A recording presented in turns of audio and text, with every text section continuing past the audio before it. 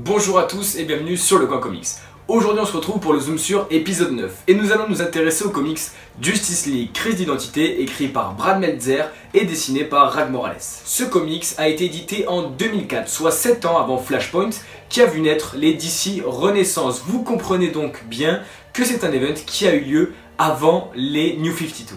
La Justice League présente dans ce comics est donc bien différente de celle qu'on connaît aujourd'hui. Au début du comics, on retrouve Elastic Man et Firehawk en train de guetter une boîte un petit peu bizarre, une boîte dans laquelle apparemment il y a un objet particulier. Mais c'est également un jour particulier parce que c'est l'anniversaire de notre ami Elastic Man. Et tous les ans, son épouse Sue Dibney lui fait une surprise d'anniversaire, sauf que bon, Elastic Man c'est un enquêteur hors pair, il le sait donc depuis des années qu'elle lui fait une surprise, mais tous les ans il décide de jouer le jeu et il pense que comme tous les ans ça va se passer tranquillement et qu'elle va l'appeler pour lui dire de venir, ils vont faire la fête et une surprise va l'attendre. Mais cette année ça ne va pas être la même chose. Alors qu'ils sont en planque en train de surveiller cette caisse et un éventuel crime qui risque d'arriver, il reçoit bien un coup de téléphone, mais un coup de téléphone bien différent de celui qu'il attendait.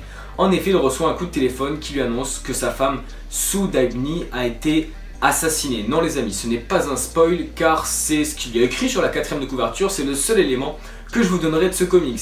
Sue Dibney, la femme d'Elastic Man, a été assassinée. Bon, Elastic Man est totalement détruit et le truc qui est bizarre, c'est que personne n'a un seul indice et le malfaiteur, l'assassin, n'a pas laissé un seul indice sur la scène de crime, à savoir que tous les membres de la Justice League ont un système de sécurité martien, extraterrestre.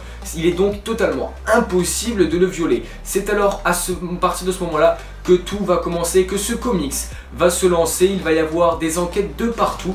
Il va y avoir des événements bouleversants et la Ligue de Justice est sans dessus-dessous car c'est la première fois qu'elle se fait prendre à contre-pied comme ça et elle ne comprend pas du tout ce qui lui arrive et c'est à partir de ce moment-là que je vous dis que je vous laisse découvrir ce comics par vous-même. Et oui, je n'en parlerai pas plus parce que le but de ce zoom sur est de vous faire acheter ce comics tellement c'est une pépite et je développerai un peu plus mon point de vue dans les avis. Pour ce qui est des auteurs, on a Brad Meltzer au scénario et Rag Morales au dessin. Les deux auteurs font un travail totalement parfait, il n'y a rien à dire de bout en bout. Pour ce qui est du scénario déjà, bon, vous allez voir quand vous allez lire le comics les gars que vous aurez des frissons, si vous avez un cœur bien sûr, vous aurez des frissons à toutes les pages ou presque, il y a énormément de choses qui se passent et qui vont vraiment vous faire ressentir des choses. C'est un des comics qui m'a fait le plus frissonner de tous ceux que j'ai lus. Vous verrez qu'au niveau du scénario c'est un truc de fou, c'est un truc de malade. La fin, bon je vous la dirai pas hein, mais la fin est un truc de fou, mais de fou furieux.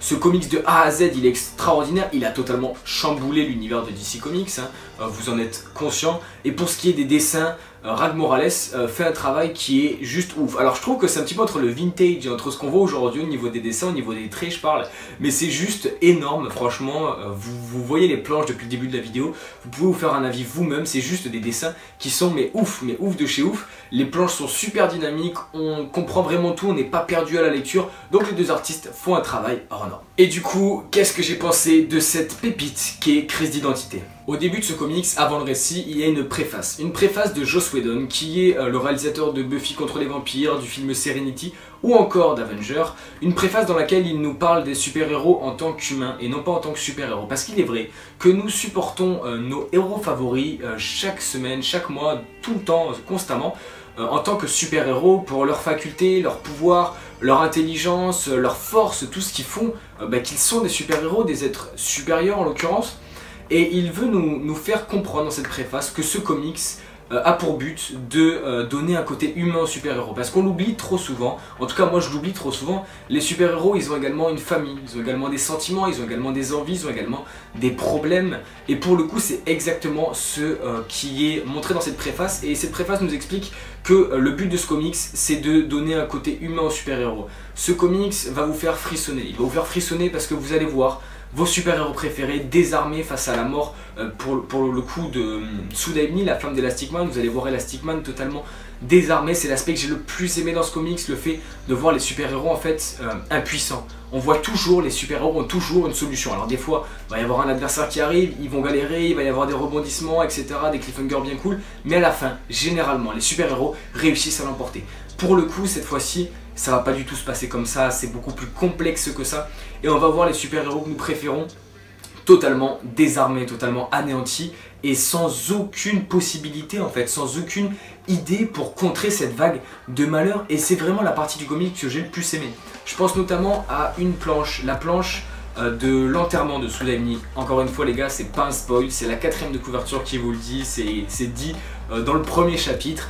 Lorsque Sudaini est morte, donc il y a eu un enterrement bien sûr, hein, et il y a cette planche de l'enterrement, dans laquelle on voit tous les super-héros en larmes, et Elastic Man effondré. Ça a été une planche qui était totalement, qui m'a donné des frissons, ce petit chapitre, enfin il y a 4-5 pages sur l'enterrement seulement, mais ça m'a donné des frissons tout du long. On a l'impression en fait d'être à côté, j'avais l'impression d'être à côté des héros, en fait de vivre la scène avec eux, en fait de vivre la scène clairement dans l'église. C'est un truc de fou, ce comics nous prend en plein cœur et nous touche de A à Z, donc une pure réussite, ce récit, une pure réussite. C'était juste excellent et c'est un de mes comics d'ici préférés. Donc si tu regardes cette vidéo et que tu n'as jamais lu Justice League, Crise d'identité, fonce sans plus attendre. Il faut l'avoir lu une fois dans sa vie. C'est un comics que j'ai lu plein de fois. J'étais obligé de vous le présenter un jour en vidéo. Une réussite tellement les super-héros sont humanisés dans ce comics et sont rapportés à notre vie en fait. Et c'était une réussite. Et c'est un chef-d'œuvre de A à Z. Enfin bref, fonce acheter Justice League Crise d'identité. C'est tout simplement une pépite et un des meilleurs comics d'ici que j'ai lu, voire un des meilleurs comics que j'ai lu, tout éditeur confondu. Vous ne serez pas déçus et ceux qui ont lu ce comics, n'hésitez pas, sans spoil, ce serait dommage, à me donner votre avis sur ce récit parfait. En tout cas, j'espère que cette vidéo vous aura plu. Si c'est le cas, n'hésitez surtout pas à laisser un like histoire de faire avancer la chaîne. Vous pouvez vous abonner en cliquant ici, vous pouvez regarder la dernière vidéo en cliquant ici, Twitter, Instagram, les liens sont dans la description, vous le savez. En attendant, nous on se retrouve très vite pour de nouvelles vidéos. Ciao tout le monde.